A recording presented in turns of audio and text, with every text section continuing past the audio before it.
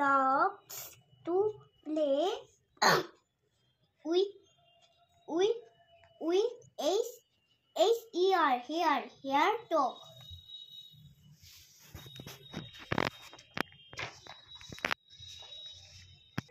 ও পড়াশোনা করুক, চলুন একটু দেখি রান্নাঘরের দিকে যাই, কি বানানো যায় একটু দেখি। চলুন দেখি। দেখুন এখানে খিরসা বানিয়ে নিয়েছিলাম আমি নারকেল দিয়ে আর গুড় দিয়ে। খুব সুন্দর হয়েছে কিন্তু খিরসাটা, ওটা আর বানানো দেখালাম না, থাক এটা। এদিকে একটুখানি গরম জল বসিয়ে নিই।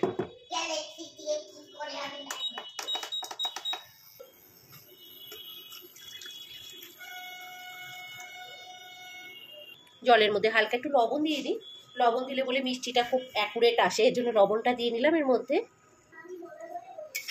খুব ভালো করে জলটা ফুটিয়ে নিতে হবে, নালে কিন্তু। এবার 1 কাপ ময়দা এর জলের মধ্যে দিয়ে দিলাম।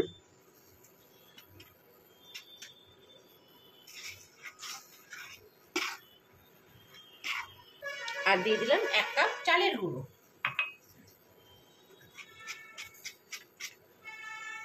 এরপরে যদি লাগে আবার দেওয়া যাবে।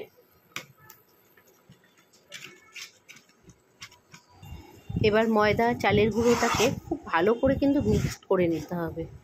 দেখুন দলা পাকিয়ে যতক্ষণ না আসবে, যতক্ষণ একটা সফট ডো তৈরি না হয়ে যাবে, ততক্ষণ এটা ভালো করে মিক্সড করে নিয়ে এবার ঢেকে রাখবো কিছুক্ষণের জন্য। এবার কিছুক্ষণ পরে আবার ঢাকনাটা খুলে এবার এটাকে মেখে নেব, আটার মতন করে একটু মেখে নিতে হবে, ভালো করে মাখতে হবে, ময়াম যেটাকে বলে। যতক্ষণ না পর্যন্ত একদম মসৃণ হয়ে একটা ডো তৈরি হচ্ছে ততক্ষণ এটা মেখে নিতে হবে। দেখুন একদম মসৃণভাবে একটা ডো তৈরি করে নিলাম। এবার একদিকে একটুখানি কড়াইটা বসিয়ে দিই। এবার এর মধ্যে হচ্ছে দুধ দিয়ে দেবো। এখানে কিছুটা দুধ এবার দিয়ে দিলাম। এই দুধটাকে ভালো করে কিন্তু আগে ফুটিয়ে নেব।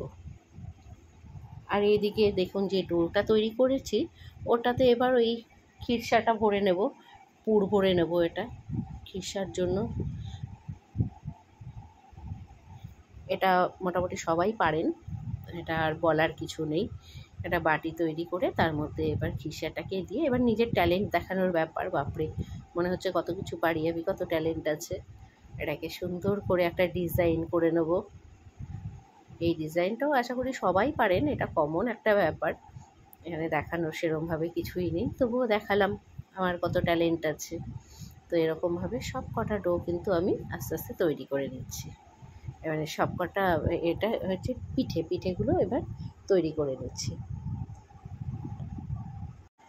শীতকালে এরকম পিঠে সবার প্রতিটা মানুষের ঘরে ঘরেই তৈরি হয়, এটা জানি। তবুও আমি কেমনভাবে তৈরি করছি সেটা আপনাদের সাথে শেয়ার করলাম জাস্ট।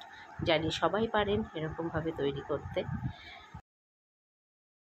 এই পিঠেটা কিন্তু দেখতে খুব সুন্দর হয়, বলুন কত সুন্দর দেখতে লাগছে। এবার সব কটা পিঠে আমার মোটামুটি তৈরি হয়ে গেছে। এইবার এক একটা পিঠে এক এক রকম ডিজাইন আমি তৈরি করব। দেখুন ওই একটা কুলি পিঠের ওরকম নর্মাল ডিজাইন করলাম, এটা মোমোর মতন ডিজাইন করছি। অ্যাকচুয়ালি যেমন খিচুড়ি হয় ডাল আর ভাত দিয়ে, এটা আজকে আমি যেটা বানাবো ওটা হচ্ছে পিঠের খিচুড়ি আর কি। সব রকম ডিজাইন রেডি করে রেখেছি, মোমোর ডিজাইন দিয়েছি, পাতার ডিজাইন করেছি। তারপরে এটাও এক ধরনের পুলি, যেটা আমি আমার এক বান্ধবীর কাছে শিখেছি, এই ডিজাইনটাও আমি করে দিলাম। তো আর চষির ডিজাইনটাও করে সব দিয়ে একটা খিচুড়ি টাইপ পিঠে বানিয়ে নিলাম আর কি। তো এবার এদিকেও দেখুন দুধটাও কিন্তু জাল দেওয়া হয়ে গেছে, বেশ ভালো ঘন হয়ে গেছে দুধটা। এবার এই পিঠেগুলো দিয়ে দেবো, খেজুরের গুড় দিয়ে দেবো কিছুটা এর মধ্যে। এতে খেজুরের গুড় দিয়ে নিলাম। এবার বাদবাকি পিঠেগুলো সব এর মধ্যে দিয়ে দিয়েছি, আর বাদবাকি যেটুকু আছে সেটুকুও দিয়ে দিচ্ছি এখন।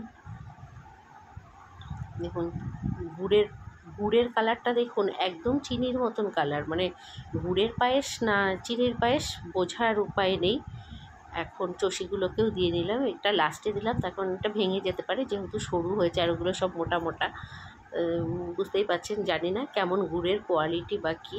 এখনকার গুড়ের পায়েস খেলে মনে হয় চিনির পায়েসই খাচ্ছি, দেখতেও একদম সাদাই হয়, মানে ক্ষীরের পায়েস যেটা হয় সেরকম টাইপেরই দেখতে হয়, সেই লালচে ব্যাপারটাই আর নেই। যাই হোক, তো রেডি হয়ে গেছে আমার পায়েসটা, মানে দুধে ভেজানো পুলি। খেয়ে নিন, টাটা।